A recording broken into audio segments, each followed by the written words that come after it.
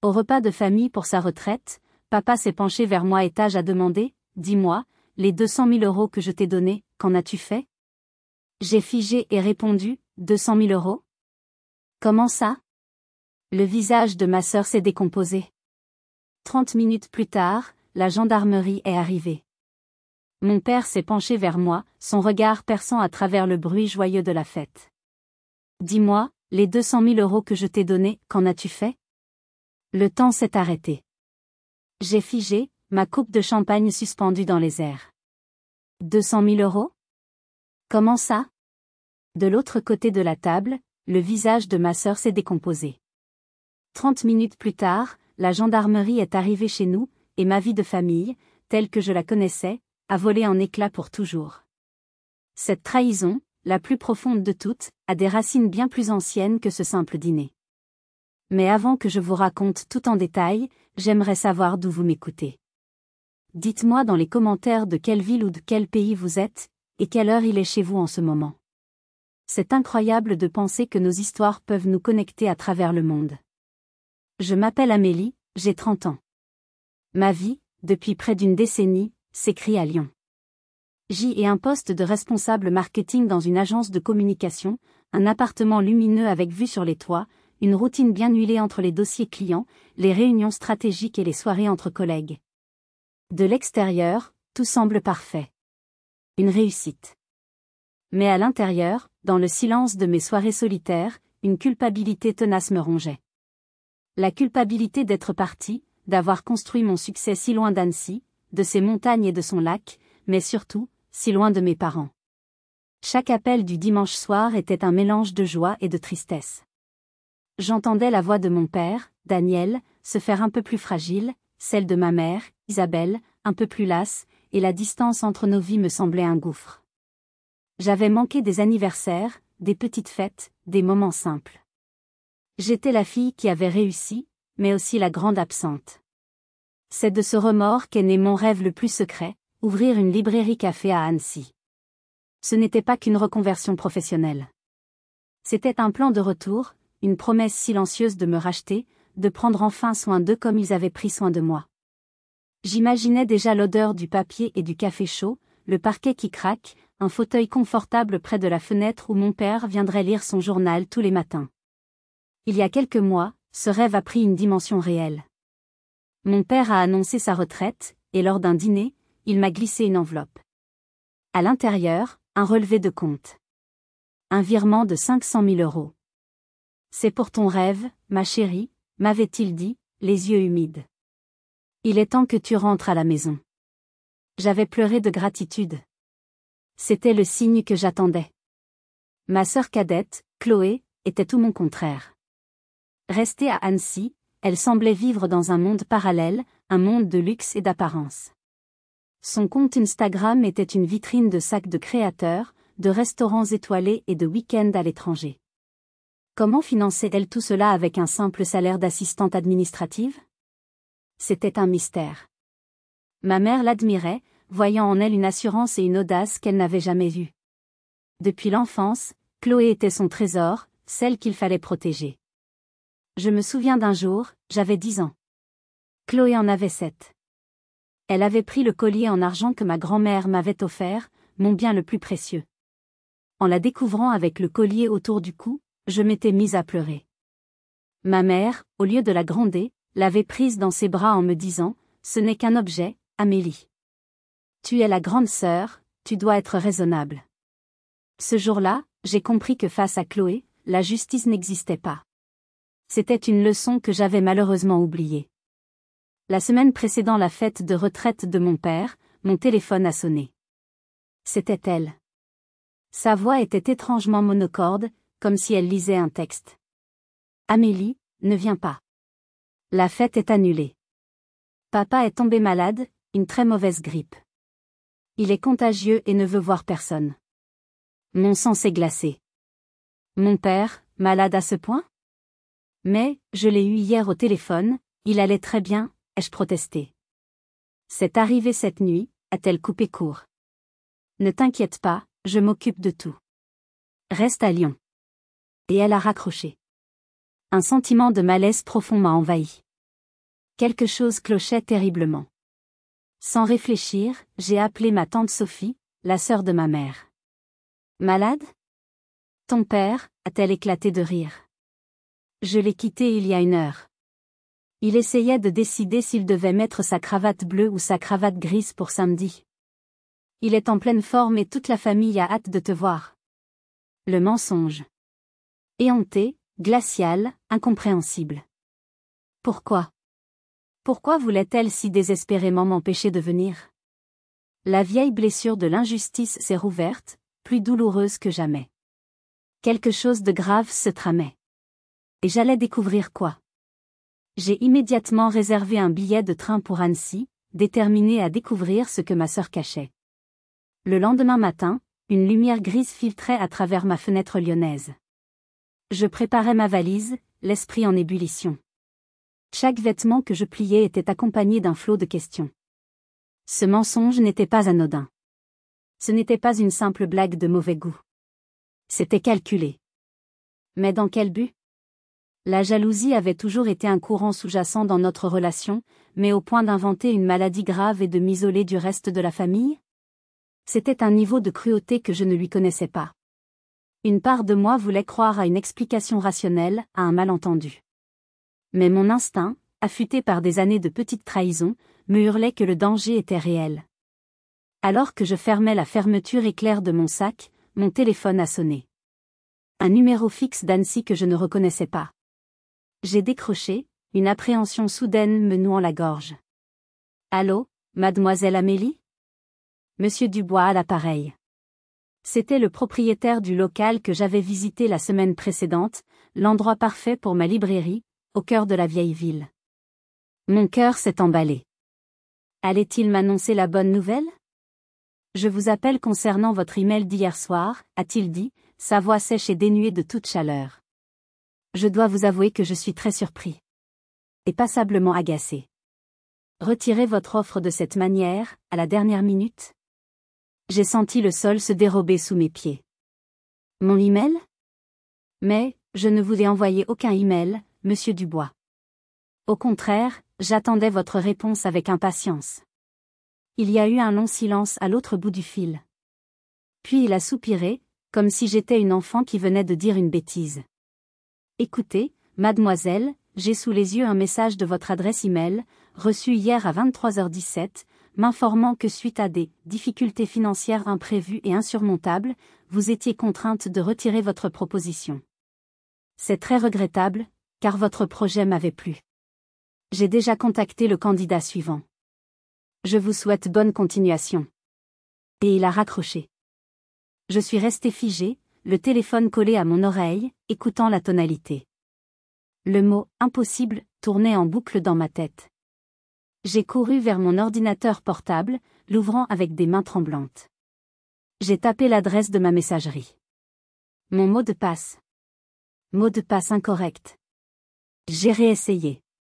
Encore. La même chose. La panique, froide et visqueuse, a commencé à monter le long de ma colonne vertébrale.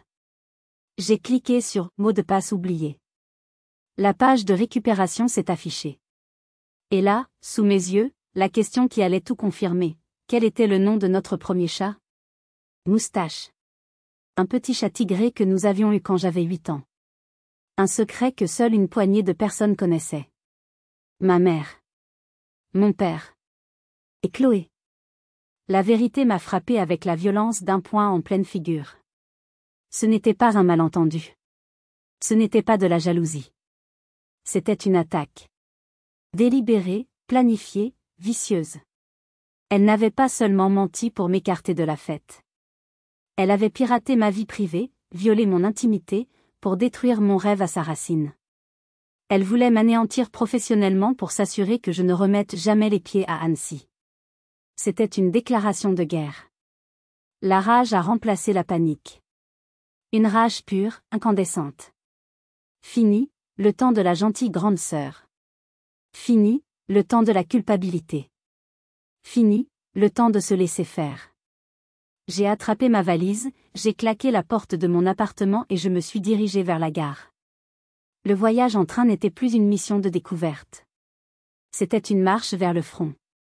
Chaque kilomètre de rail qui me rapprochait d'Annecy me chargeait d'une détermination nouvelle. Le paysage des Alpes, habituellement si apaisant, me paraissait menaçant, comme le décor d'une confrontation inévitable.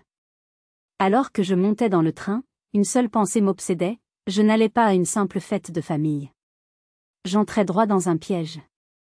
Le taxi m'a déposé au bout de l'allée familière. La maison de mon enfance, avec ses volets bleus et son rosier grimpant, avait toujours été un symbole de sécurité et de chaleur. Ce soir-là, elle ressemblait à une forteresse ennemie. Des éclats de rire et de musique s'échappaient des fenêtres ouvertes, une cacophonie joyeuse qui sonnait terriblement faux à mes oreilles. J'ai lissé ma robe, pris une profonde inspiration pour calmer les battements furieux de mon cœur, et j'ai franchi le seuil. La scène qui s'offrait à moi était celle d'une parfaite réunion de famille. Des oncles, des tantes, des cousins que je n'avais pas vus depuis des années. Au centre de la pièce, mon père, rayonnant, racontait une anecdote qui faisait rire tout le monde. Puis, ma mère m'a vue. Elle se tenait près du buffet, et le plateau de petits fours qu'elle tenait a vacillé dangereusement. Son sourire s'est évaporé, remplacé par une expression de pure panique. Son regard a immédiatement cherché celui de Chloé. Ma sœur était de l'autre côté du salon, exhibant sa nouvelle montre à un groupe de cousines admiratives. Quand elle a croisé le regard de notre mère, puis le mien, son visage s'est figé. La comédie était terminée. Pour elle, du moins. Pour moi, elle ne faisait que commencer. Mon père, enfin, m'a aperçu. Son visage s'est illuminé d'une joie si sincère qu'elle m'a fendu le cœur. Amélie. Ma chérie, quelle surprise magnifique. Il a traversé la pièce pour me prendre dans ses bras. Son étreinte était celle d'un père aimant, ignorant tout du drame qui se jouait sous son propre toit. Je suis si heureux. Chloé nous avait dit que tu étais complètement submergée par un projet urgent. Je suis tellement content que tu aies pu te libérer. En le serrant contre moi, j'ai senti une vague de tristesse m'envahir. Je devais protéger cet homme. Mais pour le protéger, je devais d'abord exposer la trahison de sa femme et de son autre fille. Le dilemme était insoutenable. Je me suis détachée doucement, forçant un sourire. Je n'aurais manqué ça pour rien au monde, papa. Mon regard a balayé la pièce et a rencontré celui de ma tante Sophie. Elle m'a fait un signe de tête discret, un mélange de soulagement et d'inquiétude dans les yeux. Elle savait. Elle ne connaissait pas les détails, mais elle savait que quelque chose n'allait pas. Je me suis dirigée vers elle, trouvant un réconfort temporaire dans sa présence solide. Alors, l'épidémie de grippe foudroyante a été maîtrisée, ai-je demandé à voix basse, avec une pointe d'ironie amère. Elle a levé les yeux au ciel. Ne m'en parle pas. Ta sœur a raconté à tout le monde que tu étais clouée au lit. Quand je pense que je l'ai vue la semaine dernière dépenser une fortune dans une boutique de luxe. Elle a un problème, Amélie. Un gros problème. Au fil de la soirée, j'ai joué mon rôle. J'ai souri, j'ai discuté avec mes cousins, j'ai complimenté ma tante sur son gratin dauphinois. Mais mes sens étaient en alerte maximale. J'observais ma mère et ma sœur comme un prédateur observe sa proie. Elles tentaient de paraître normales, mais leur nervosité était palpable. Ma mère sursautait au moindre bruit, et Chloé, malgré ses rires sonores, avait le regard fuyant. Je les ai vues échanger des chuchotements paniqués près de la cuisine. Le plus troublant était le comportement de ma mère. Elle couvait Chloé du regard, pas avec l'inquiétude d'une mère pour son enfant en difficulté, mais avec une sorte d'admiration complice. C'était comme si le luxe tapageur de Chloé, sa confiance arrogante, était une chose que ma mère avait toujours désirée pour elle-même. Dans sa fille, elle voyait une version d'elle-même qui avait osé, qui avait pris, sans se soucier des conséquences. C'était une dynamique malsaine, une alliance tacite contre le reste du monde, et ce soir-là, j'ai compris que j'étais devenue leur ennemie commune. La maison était une poudrière. La moindre étincelle pouvait tout faire exploser. Je savais que je devais parler, que je devais faire éclater l'abcès. Mais le moment, le lieu, les mots, tout était un brouillard. Je ne savais pas que l'étincelle n'allait pas venir de moi, mais de la personne que nous essayions toutes, pour différentes raisons, de protéger. J'ai décidé de ne pas attendre l'explosion. Je devais prendre un minimum de contrôle sur la situation. J'ai repéré Chloé près de la porte-fenêtre donnant sur le jardin, momentanément seule. C'était maintenant ou jamais. J'ai traversé le salon, sentant le regard de ma mère me suivre à chaque pas. J'ai abordé ma sœur avec un calme qui me surprenait moi-même. Chloé, il faut que tu m'expliques. L'email à Monsieur Dubois. Pourquoi? Elle s'est tournée vers moi, et a sorti sa plus belle performance. Elle a d'abord froncé les sourcils, l'air de chercher dans sa mémoire. Monsieur Dubois? Ah oui, le propriétaire du local? Je ne vois pas du tout de quoi tu parles, Amélie. Un email? Son innocence feinte était si parfaite qu'elle en était grotesque. J'ai serré les poings dans mon dos pour m'empêcher de trembler. Ne me prends pas pour une idiote. Tu as piraté ma boîte mail. Tu as utilisé le nom de Moustache pour changer mon mot de passe. Tu as envoyé un email pour détruire mon projet. Je veux savoir pourquoi. Son visage s'est alors fermé. L'innocence a laissé place à une indignation calculée. Elle a posé sa coupe de champagne avec un geste brusque.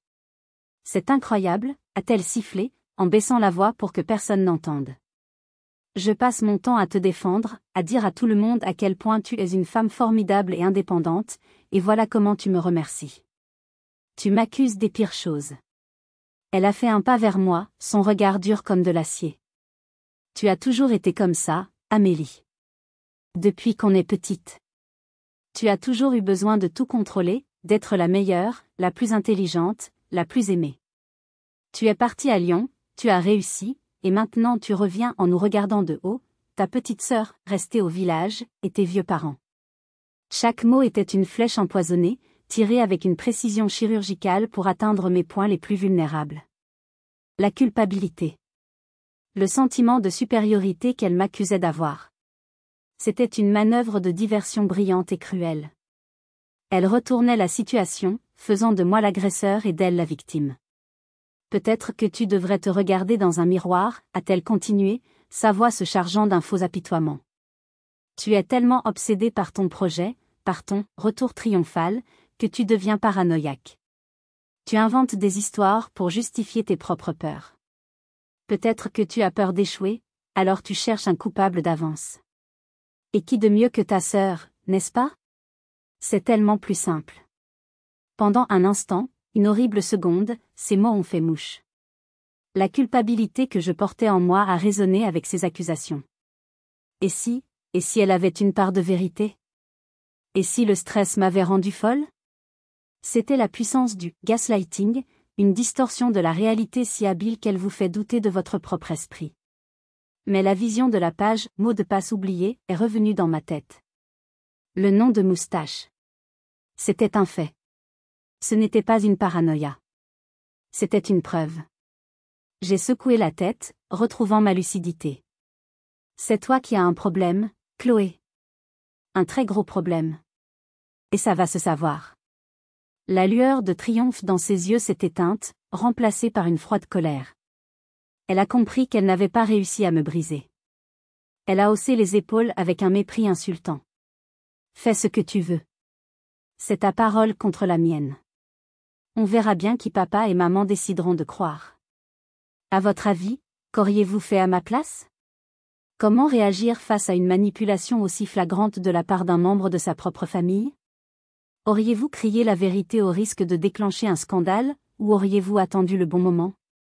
Dites-le moi dans les commentaires, vos avis m'intéressent vraiment. Elle m'a tourné le dos, me laissant là, tremblante de rage et d'un sentiment d'injustice si profond qu'il me donnait la nausée.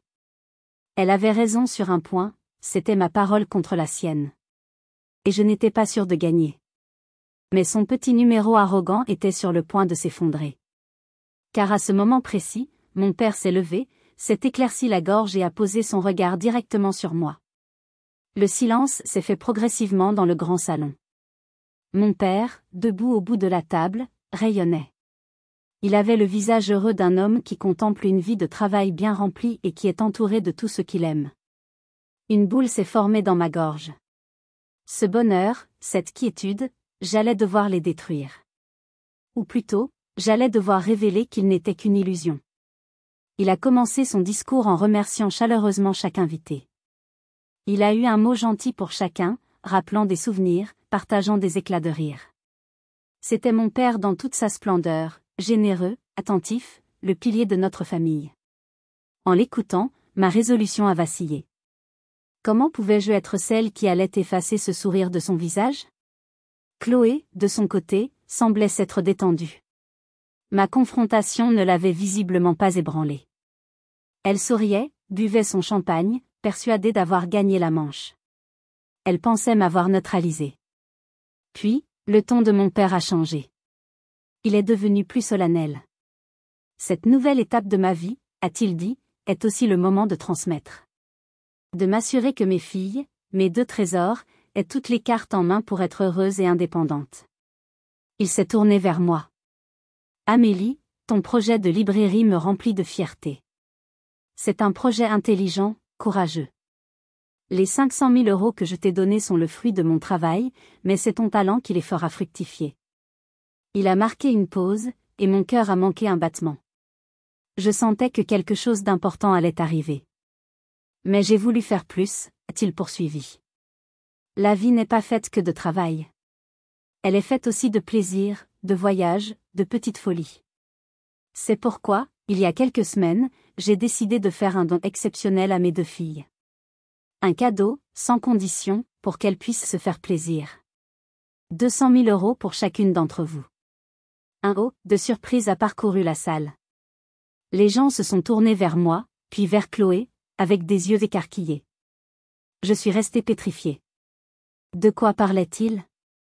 Mon esprit cherchait frénétiquement une explication. Une erreur?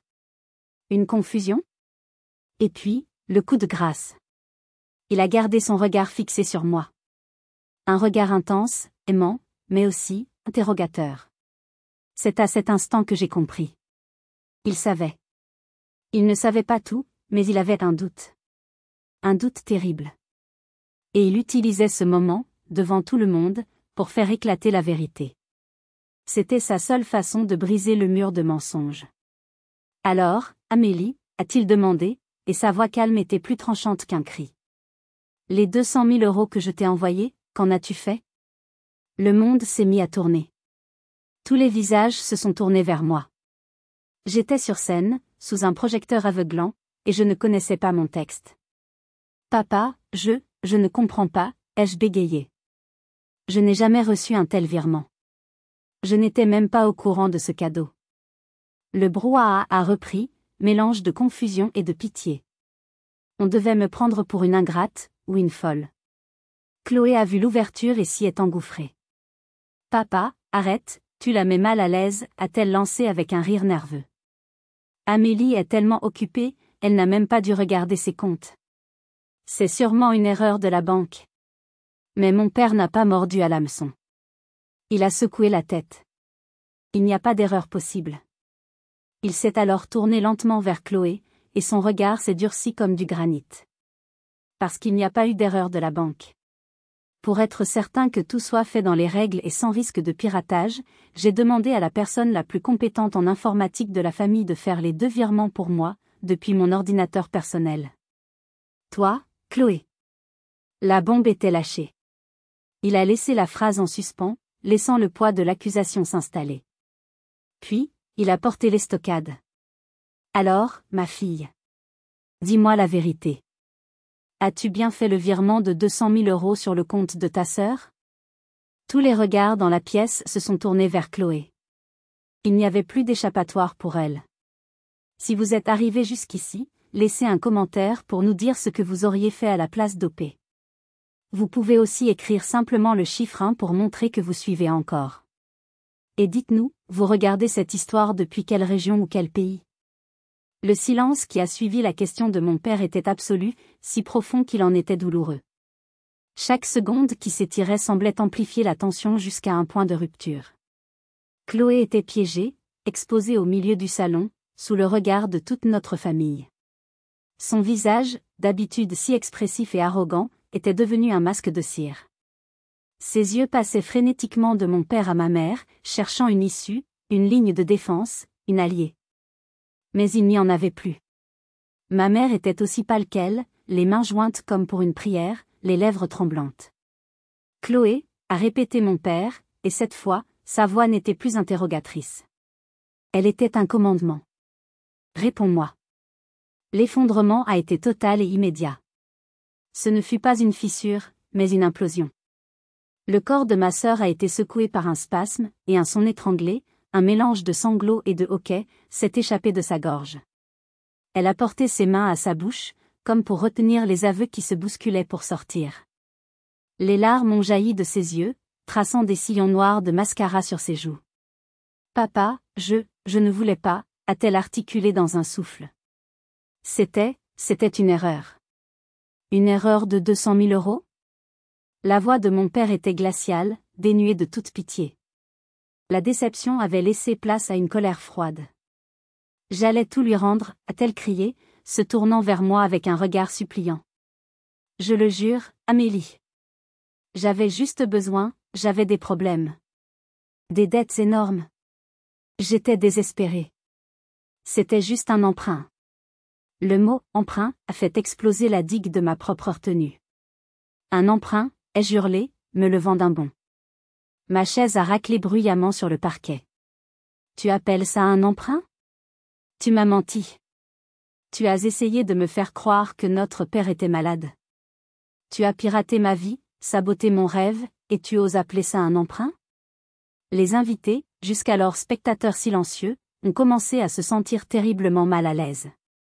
Certains se sont levés, murmurant des excuses, cherchant à fuir cette scène de déballage familial d'une violence inouïe. Mon père ne leur a prêté aucune attention. Son regard était désormais fixé sur sa femme. Isabelle. Et toi? Tu étais au courant de cet emprunt? Ma mère, qui s'était recroquevillée sur sa chaise, a relevé un visage dévasté. Elle ne pouvait plus nier. Le silence aurait été un aveu. Elle a donc choisi les mots. Des mots qui allaient sceller son destin. Je l'ai découvert il y a quelques semaines, Daniel, a-t-elle avoué, sa voix à peine audible. Elle était perdue. Je voulais la protéger.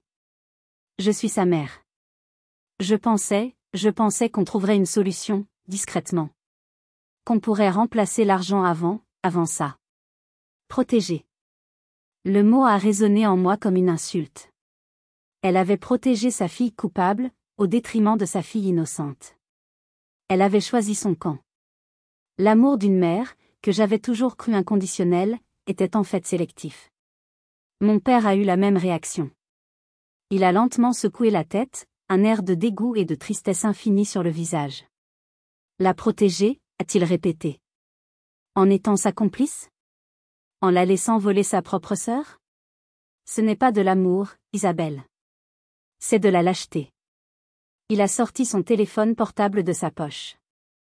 Le geste était calme, presque cérémoniel. Il annonçait la fin d'une ère. La fin de notre famille. Non, Daniel, je t'en supplie, a crié ma mère, se précipitant vers lui. Pense aux voisins, à ce que les gens vont dire. Ne nous humilie pas comme ça. Il l'a regardé, et pour la première fois, j'ai vu du mépris dans les yeux de mon père pour ma mère. L'humiliation, a-t-il dit, détachant chaque mot, c'est vous qui l'avez apporté dans cette maison. Pas moi. Il a composé le 17. Sa voix, quand il a parlé à l'opérateur, était neutre, comme s'il signalait un simple accident de la route. Bonsoir. Je m'appelle Daniel Martin. Je suis à Annecy. Je souhaite signaler un vol. Un abus de confiance. Le montant est de 200 000 euros. Les coupables sont ma femme et ma fille. Elles sont ici, avec moi. Pendant que mon père parlait calmement au téléphone, j'ai regardé ma mère et ma sœur, blotties l'une contre l'autre, en larmes. Et pour la première fois de ma vie, je n'ai pas vu ma famille. J'ai vu des étrangères. L'arrivée des 2 gendarmes a jeté un froid sépulcral sur ce qui restait de la fête. Les derniers invités se sont éclipsés comme des ombres, laissant derrière eux une maison soudainement trop grande, trop silencieuse, souillée par le drame qui venait de s'y jouer. La scène était d'une tristesse infinie, les guirlandes colorées encore accrochées au mur, les restes du gâteau d'anniversaire sur la table, et au milieu de ce décor festif, une famille en train de se disloquer sous le regard officiel de la loi. Les interrogatoires ont commencé dans la maison même. Mon père, ma tante Sophie et moi avons raconté notre version des faits dans le salon, tandis que ma mère et Chloé étaient entendues séparément dans la cuisine et le bureau. L'atmosphère était pesante, irréelle. J'entendais les bribes des pleurs de ma sœur, les murmures suppliants de ma mère. Plus tard, nous avons tous dû nous rendre à la gendarmerie pour des dépositions formelles. Assise dans une salle d'attente impersonnelle, sous la lumière blafarde d'un néon, j'ai eu tout le temps de mesurer l'étendue du désastre. C'est là, dans les procès-verbaux, que toute la vérité a éclaté, plus sordide encore que ce que j'imaginais. Chloé, à court de mensonges, a vidé son sac. L'histoire des dettes était en partie vraie, mais ce n'était que la surface. Le véritable moteur de sa folie était un homme. Elle était tombée amoureuse d'un entrepreneur d'une riche famille genevoise. Persuadée qu'il ne s'intéresserait jamais à une simple assistante administrative d'Annecy, elle s'était inventé une vie. Elle s'était fait passer pour une gestionnaire de fortune indépendante, issue d'une famille aisée. Pour maintenir cette illusion, elle avait besoin d'argent. Beaucoup d'argent. L'argent de mon père était arrivé comme une aubaine. Elle avait d'abord pris les 200 000 € destinés à ses plaisirs, mais les avait flambés en moins d'un mois. Des vêtements, des bijoux, des week-ends à Gstad, un acompte pour une voiture de sport qu'elle comptait offrir à son petit ami. Quand l'argent a commencé à manquer, la panique l'a saisie. C'est là qu'elle a commis l'irréparable, elle a pris ma part. Elle s'est convaincue que ce n'était qu'un prêt temporaire, qu'elle trouverait un moyen de rembourser. Son plan était de se faire épouser, et une fois mariée, de puiser dans la fortune de sa belle famille pour combler le trou. C'était un plan pathétique, digne d'un mauvais roman. Quant au sabotage de ma librairie, l'explication était tout aussi misérable, elle avait peur.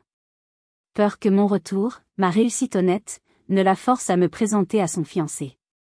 Elle avait peur que je ne découvre son manège, que je ne la démasque par inadvertance. Il fallait que je reste à Lyon, loin de son château de cartes. La déposition de ma mère fut encore plus difficile à entendre. Elle a admis avoir découvert les dépenses extravagantes de Chloé en tombant sur un relevé de compte. Au lieu de la confronter, elle l'a couverte, terrifiée à l'idée que sa fille manque une si belle opportunité. Elle était éblouie par le monde de richesse que Chloé décrivait. Cet homme, ce mariage potentiel, c'était pour elle une revanche sociale, la réalisation de tous les rêves de grandeur qu'elle n'avait jamais pu atteindre. Elle avait sacrifié une fille pour l'ambition de l'autre. Le gendarme qui a pris ma déposition était un homme d'une 50aine d'années, au regard fatigué.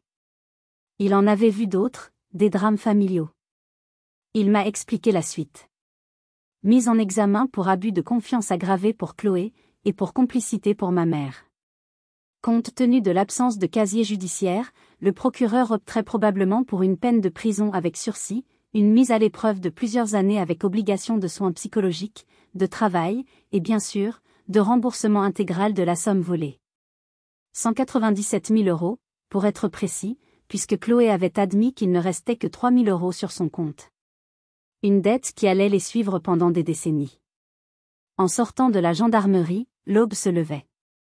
J'étais épuisée, vidée.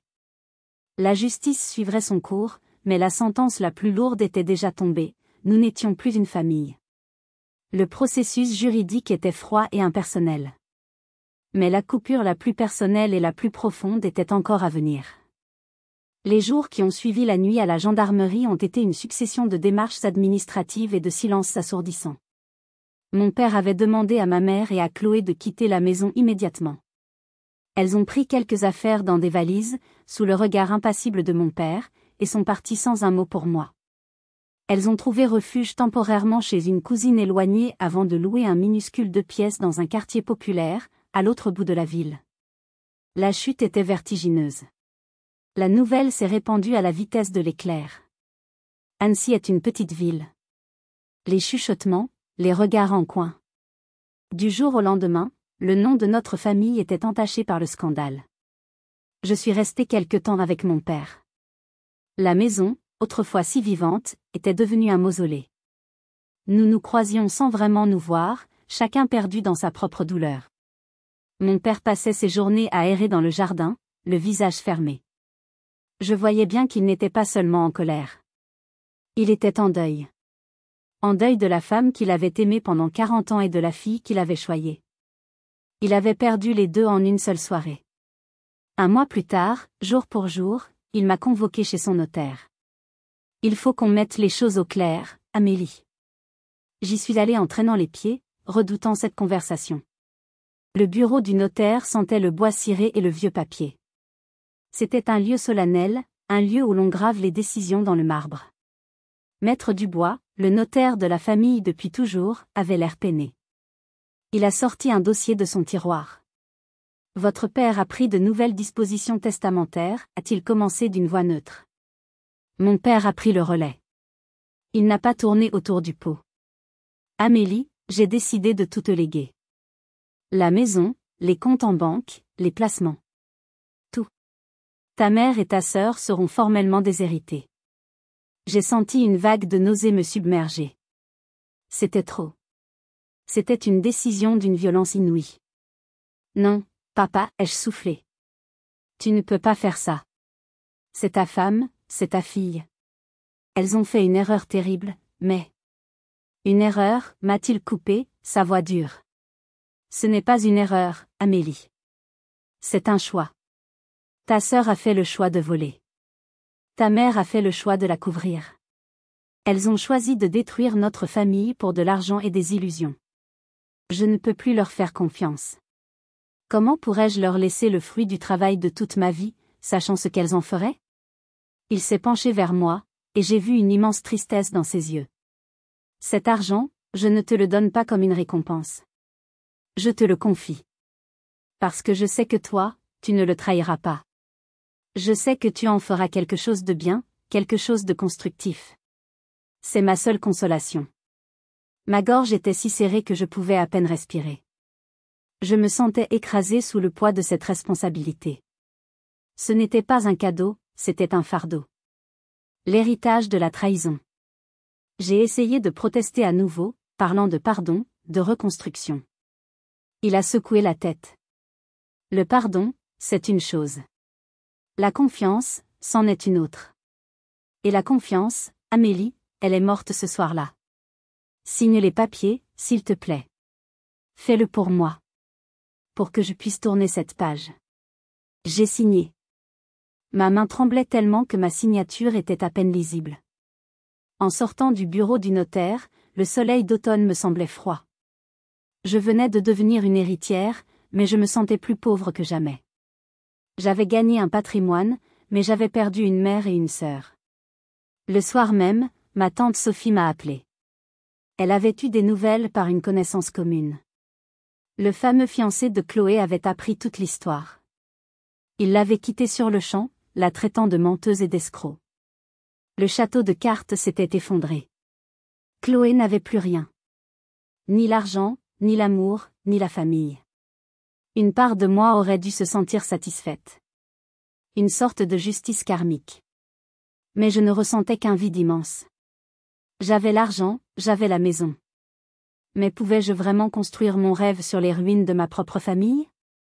Les mois qui ont suivi ont été les plus étranges de ma vie. Je suis retournée à Lyon pour démissionner de mon poste et rendre mon appartement. Dire au revoir à 10 ans de ma vie a été à la fois libérateur et déchirant. Je laissais derrière moi une carrière, des amis, une indépendance durement acquise. Je rentrais à Annecy non pas en triomphatrice, mais en survivante d'un naufrage familial. J'ai emménagé dans la grande maison avec mon père. L'atmosphère était encore lourde, mais petit à petit, nous avons commencé à reconstruire une forme de normalité. Nous avons enlevé les photos de ma mère et de ma sœur des murs, non par colère, mais parce que c'était trop douloureux de les voir. Nous avons commencé à parler d'autre chose. Du temps qu'il faisait, des nouvelles du monde, de mes projets. L'idée de la librairie me semblait encore lointaine, presque inaccessible. L'argent de l'héritage dormait sur un compte, et je n'osais pas y toucher. Il était entaché. C'est mon père qui, un jour, m'a forcé à affronter la réalité. Et cette librairie, m'a-t-il demandé alors que nous déjeunions en silence. Tu vas laisser leur stupidité détruire ton rêve en plus de tout le reste? Ce serait leur donner la victoire finale, tu ne crois pas? Il avait raison. Ne rien faire, c'était rester victime. Agir, c'était commencer à guérir. J'ai pris une décision importante. J'ai séparé les fonds. J'utiliserai les 500 000 € qu'il m'avait donnés avant le drame, l'argent pur, le cadeau d'un père à sa fille, pour lancer mon projet. Le reste, l'héritage, serait mis de côté. Je ne voulais pas que mon rêve soit financé par la trahison. C'était une distinction symbolique, mais elle était essentielle pour moi. J'ai rappelé Monsieur Dubois. Par miracle, le candidat qui avait pris le local s'était désisté. L'endroit m'attendait. C'était un signe. Les 6 mois suivants ont été un tourbillon de travaux, de commandes de livres, de démarches administratives. J'ai mis toute mon énergie, toute ma rage et tout mon chagrin dans la création de cet endroit. Je l'ai appelé « Le rêve d'Amélie ». C'était un nom simple, un peu naïf peut-être, mais c'était la vérité.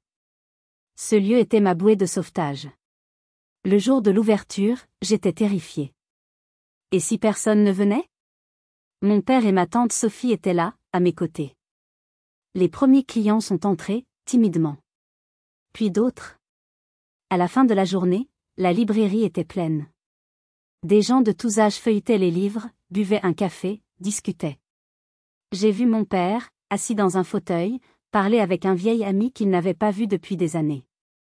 J'ai vu des enfants assis en tailleur dans le coin jeunesse. J'ai senti une chaleur m'envahir, une chaleur que je n'avais pas ressentie depuis longtemps. Je ne voulais pas que ce soit juste un magasin. J'ai donc créé des événements. Un club de lecture pour les seniors le mardi matin, qui est rapidement devenu le rendez-vous incontournable du quartier. Un atelier d'écriture pour les jeunes le samedi, pour leur donner un espace d'expression. Une rencontre mensuelle avec des auteurs locaux.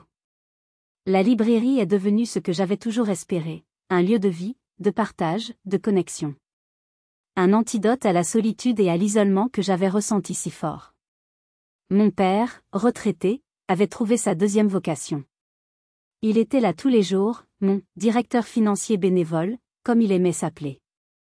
Il s'occupait des comptes, conseillait les clients sur les romans policiers, et me regardait avec une fierté qui était mon plus grand salaire. Avec ma tante Sophie, qui passait nous voir presque tous les jours, nous avions créé une nouvelle trinité, une famille plus petite, mais infiniment plus solide, car elle était fondée sur la confiance et l'honnêteté. Parfois, en regardant les gens rire et parler dans ma librairie, je pensais à ma mère et à ma sœur. Je ne savais pas grand-chose d'elles, seulement qu'elles vivaient chichement et remboursaient leurs dettes par de petites mensualités. Je ne ressentais plus de colère, seulement une immense et profonde tristesse. Le gâchis était monumental.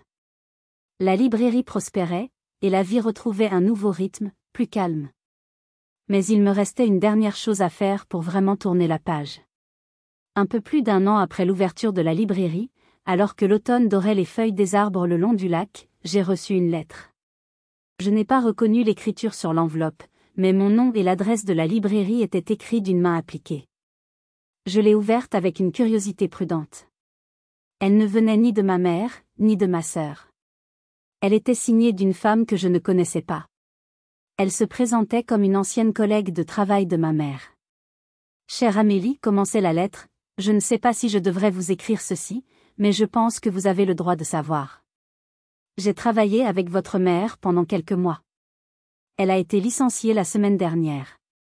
Elle était constamment en pleurs, incapable de se concentrer. Elle parlait sans cesse de vous, de ce qui s'était passé. Elle est rongée par le remords, pas seulement pour ce qu'elle a fait, mais pour ce qu'elle n'a pas fait pendant toutes ces années. Elle disait toujours, j'ai gâté l'une et j'ai négligé l'autre. J'ai cru bien faire, mais j'ai tout détruit. La lettre continuait, décrivant la détresse de ma mère, sa solitude, sa honte. Elle se terminait par ces mots, je ne vous demande pas de lui pardonner. Je voulais juste que vous sachiez que son silence n'est pas de l'indifférence, mais le signe d'une douleur immense. Cette lettre m'a bouleversée. Elle a humanisé ma mère d'une manière que je n'attendais plus. Elle n'était pas un monstre, mais une femme faible, pleine de regrets, qui avait commis des erreurs terribles par amour maladroit. J'ai pensé à Chloé aussi. J'ai imaginé sa vie, enchaînée à une dette, à un travail sans joie, à un avenir sans perspective. Leur punition n'était pas seulement légale, elle était existentielle. Elles vivaient chaque jour avec le poids de leur choix. Ce soir-là, J'ai eu une longue conversation avec mon père. Je lui ai montré la lettre. Il l'a lue en silence, le visage grave. La pitié ne répare rien, Amélie, a-t-il dit doucement. Mais la haine non plus. J'ai su alors ce que je devais faire. Le lendemain, j'ai pris rendez-vous avec mon avocat. Je veux renoncer à la restitution de la dette, lui ai-je annoncé. Il m'a regardé comme si j'étais folle. Après tout ce qu'elles vous ont fait? Ce n'est pas pour elles, ai-je répondu. C'est pour moi. Je ne veux plus être leur créancière. Je ne veux plus que cet argent, ce lien toxique, définisse nos vies. Je veux être libre. Et je veux qu'elles soient libres de moi. Faire annuler la dette a été une procédure complexe, mais nous y sommes parvenus. Je ne leur ai jamais annoncé directement. J'ai simplement demandé à l'avocat de les informer. Je n'ai jamais eu de remerciement, et je n'en attendais pas. C'était un acte unilatéral de libération.